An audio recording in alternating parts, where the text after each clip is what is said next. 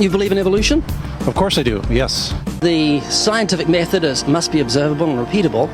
So could you give me one piece of observable evidence for Darwinian evolution? Okay, I would point to, as one great example, is look at the genetics of the stickleback. What's that? So stickleback fish are a very interesting collection of species that were recently isolated after the end of the Ice Age. What did they become? They're various species of sticklebacks. They stayed as fish. Well, of course. Can you think of any observable evidence where there was a change of kinds? Fish. Human beings are still fish. Human beings are fish? Why, yes, of course they are. How long did that take? A couple billions of years, millions. A couple of millions? How is that observable? It's not. We came out of the ground as a mammal, and one mammal created... Come out of the ground? Didn't we come out of the sea? Huh?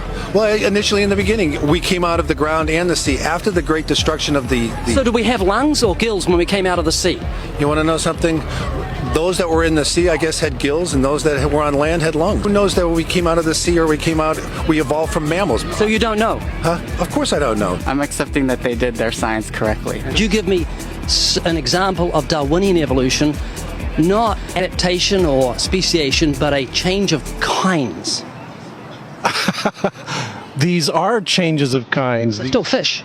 They're distinctly different fish. I would say look at Lenski's experiments with bacteria then. So what did the bacteria become? The bacteria are still bacteria, of course. That's not Darwinian evolution. That's not a change of kinds, is it? It is a change. It is a change in the genetic makeup of the bacteria, which They're is still bacteria. So what did the bacteria become? A new kind of bacterium. So it's still bacteria. There's no change of kinds.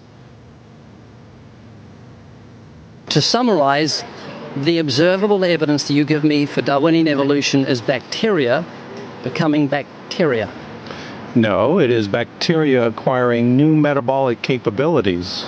we have an example from a group of birds called Darwin's finches. You take a look at the difference between the finches on the islands that all started out. I mean, that's very, very observable. That's not Darwinian evolution. There's been no change of kinds. What did the finches become? They become genetically new and anatomically new, recognizably different species. So they're still finches?